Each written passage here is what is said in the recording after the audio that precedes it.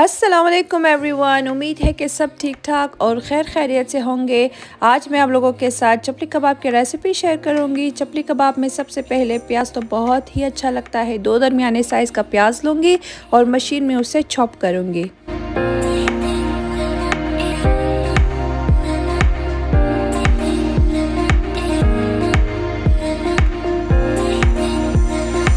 प्याज को जिस तरह भी चाहे हम काट सकते हैं, या फिर ग्रेटर से, या फिर मशीन में यानी चॉपर में, या फिर हाथों से, या फिर ग्रेटर की मदद से, जो कि बहुत ही आसान तरीका है।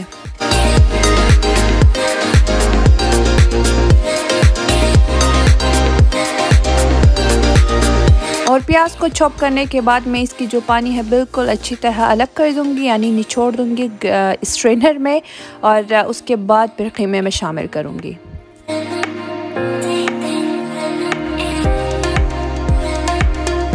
अच्छा जी, यहाँ पर मैंने 500 ग्राम से भी कम कीमा लिया हुआ है, यानी हाफ़ kg से भी कम है। और उसमें मैंने 2 दरमियाने साइज़ का जो प्याज शामिल किया था, बिल्कुल उसी के मिक़दार के बराबर है, लेकिन पानी निचोड़ने के बाद कम रह गया था। और इसे मैं आपस में मिक्स करूँगी। और मैंने मटन का कीमा लिया हुआ है और रान का गोश्त है, तो चर्बी कम होगी। और इसमें मैं सारे प्याज शामिल करूँगी। यहाँ पर मैं दूसरे अज़ा शामिल करूँगी। सबसे पहले नमक आप अपने मुताबिक डालिएगा, जितना नमक खाते हो। और इसके बाद रेड चिली फ्लेक्स है, ये भी शामिल करूँगी, 1 टीस्पून है। और जो चपली कबाब का मसाला है वो भी आप अपने मुताबिक डालिएगा, लेकिन मैं यहाँ पर क्योंकि दूसरी चीज़ें शामिल नहीं करूँगी ज़्यादा, तो 1.5 टेबल स्पून शामिल करूँगी, या 3 टीस्पून शामिल करूँगी। और ये मेरे पास थोड़ा सा तीखा मसाला था, ये भी मैंने शामिल किया कलर की वजह से, क्योंकि चपली कबाब का जो कलर है वो थोड़ा सा फीका होता है। और ये शामिल करने के बाद मैंने जिंजर गार्लिक पेस्ट शामिल की। जिंजर गार्लिक पेस्ट थोड़ा सा ज़्यादा कीजिएगा, इसका टेस्ट बहुत ही मज़े का आता है। 1 टेबल स्पून से भी ज़्यादा था मेरे ख्याल में, जितना मेरे पास था मैंने सब डाल दिया था। 1.5 या 2 टेबल स्पून काफ़ी होगा। और मैं बिल्कुल अच्छी तरह इसे मिक्स करूँगी।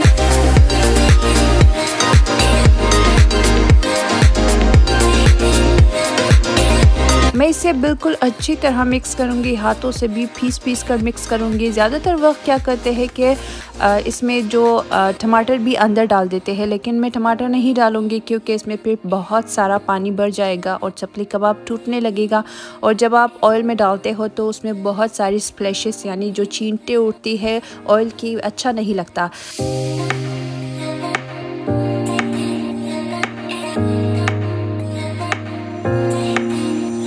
और यहाँ पर मैं जो कीमा है उसका टेक्सचर चेक कर रही थी कि उसमें कितने रीशे बने हैं। अगर रीशे बन जाए मिक्स करते वक्त तो वो बहुत अच्छा होता है, क्योंकि उसके बाद जो आपका चपली कबाब है बहुत ही सॉफ्ट आएगा, और जब पकाएंगे तो टूटेगा भी नहीं और बहुत मज़े की आ जाएगी टेक्सचर।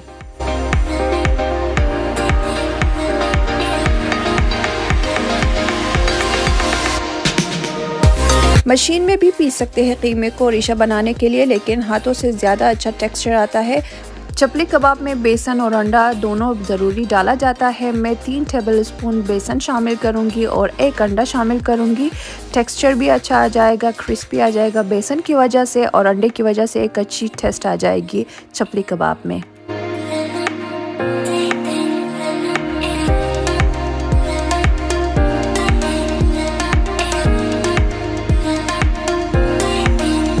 अगर अंडा कच्चा हो तो 1 अंडा हाफ़ kg के लिए बहुत ज़्यादा होता है। अगर पका कर डालते हो तो उसका जो टेक्सचर है बिल्कुल अच्छी तरह आ जाता है। लेकिन पका हुआ अंडा अगर शामिल करते हैं तो इसका कलर थोड़ा सा वाइटिश आ जाता है, इस वजह से मैं इसमें कच्चा अंडा शामिल करती हूँ।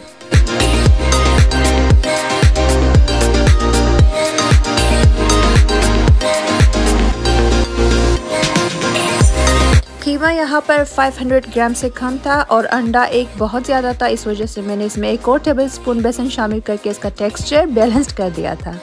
असल जो चपली कबाब है उसमें बहुत ज़्यादा चर्बी होता है, यानी उसका जो टेक्सचर है बहुत स्टिकी होता है, लेकिन हेल्थ कॉन्शियस होने की वजह से जो कीमा है मेरा बिल्कुल उसमें चर्बी ज़्यादा नहीं है, इस वजह से ये जो अज़ा डाली जाती है उसकी टेक्सचर बनाने के लिए। और यहाँ पर मैं हरा धनिया शामिल करूँगी।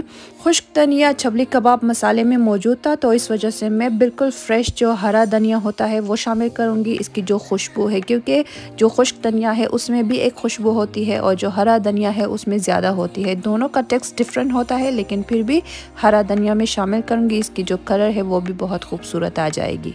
और इतने कीमे में हाफ कप हरा धनिया बिल्कुल काफ़ी होगा।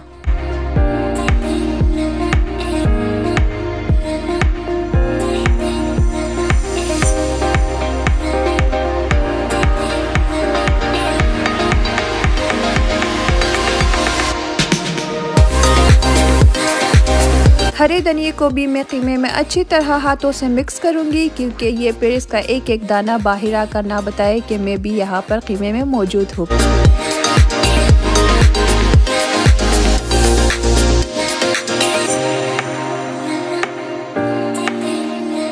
यहाँ पर कीमे का जो टेक्सचर है बिल्कुल अच्छी तरह सॉफ्ट और स्टिकी है, क्योंकि जब इसकी टिकिया बनाएंगे तो वो बहुत ही सॉफ्ट और जिस तरह टेक्सचर देना चाहे हम, यानी शेप देना चाहे, आ जाता है।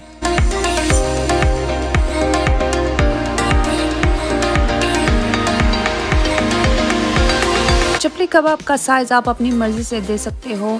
मैं यहाँ पर थोड़े से साइज़ छोटे और पतली पतली बनाऊंगी, क्योंकि शैलो फ्राई कर रही हूँ और ऑयल कम डाल रही हूँ, तो इस वजह से छोटा साइज़ बनाने से और पतली जो शेप देने से अच्छी तरह फ्राई हो जाता है और क्रिस्पी आ जाता है, मज़े का आ जाता है। और अगर ऑयल ज़्यादा डालते हैं आप या ऑयल ज़्यादा शामिल करते हैं तो उस वजह से आपका जो चपली कबाब आप थोड़ा सा उसका मोटा शेप बनाकर फिर डीप फ्राई कर लो, उससे उसकी जो क्रिस्पीनेस वही रहती है और मज़े की आ जाएगी।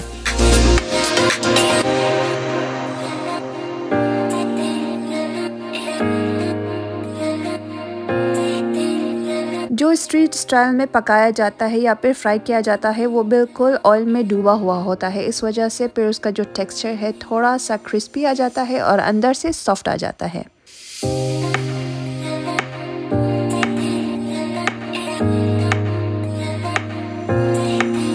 कुछ चपली कबाब में बिल्कुल प्लेन बनाऊंगी और कुछ में यानी 4 से 5 में मैं टमाटर भी शामिल करूंगी, क्योंकि बच्चे टमाटर नहीं खाते, इस वजह से सिर्फ आधे में मैं थोड़ा सा टमाटर शामिल करूंगी, बारीक काटूंगी स्लाइस और ऊपर रख दूंगी और उसे शैलो फ्राई करते हैं इसी ऑयल में। लेकिन अगर आप ज़्यादा पसंद करते हो तो छोटा छोटा काट कर अंदर शामिल भी कर सकते हो जो चपली कबाब है, क्योंकि ज़्यादातर लोगों को ऊपर से टमाटर अच्छा नहीं लगता, तो आप अंदर शामिल कर दो।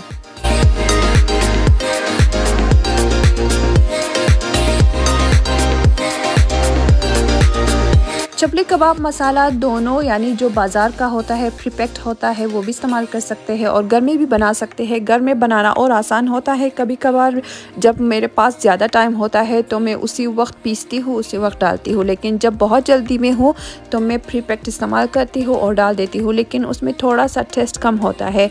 जब ख़ुद बनाती हूँ तो उसमें जो धनिया, ज़ीरा और जितनी भी दूसरे अनारदाना डालती हूँ उसका टेस्ट बहुत ज़्यादा अच्छा होता है और फ्रेश होता है।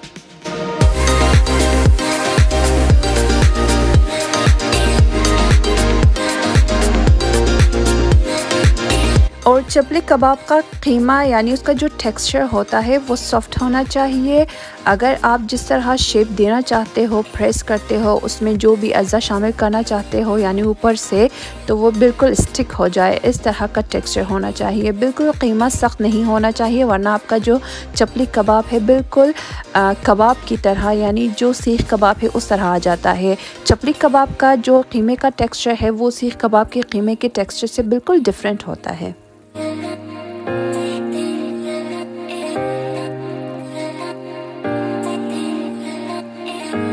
और चपली कबाब की टिकिया में पहले बनाकर नहीं रखती, साथ साथ बनाती भी जा रही हो और फ्राई भी करती जा रही हो। इस तरह क्या होगा कि जो शेप आप देना चाहते हो उसी वक्त आप बनाकर स्लाइड कर दो, वो इसी शेप में बन जाता है। इस तरह से टाइम भी बच जाता है और साथ साथ आप फ्राई भी करते हो, फ्राई होने के लिए भी वक्त मिलता है और बनाने के लिए भी वक्त मिलता है यानी मल्टीटास्किंग।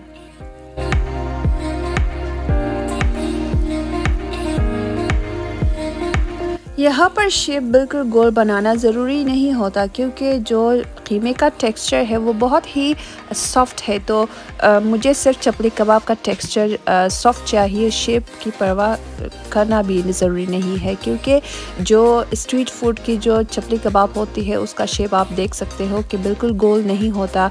उसका जो टेक्सचर है बहुत ही रफ़ होता है और उसका जो टेस्ट है वो बहुत आला होता है, यानी ऊपर से क्रिस्पी होता है और अंदर से सॉफ्ट होता है।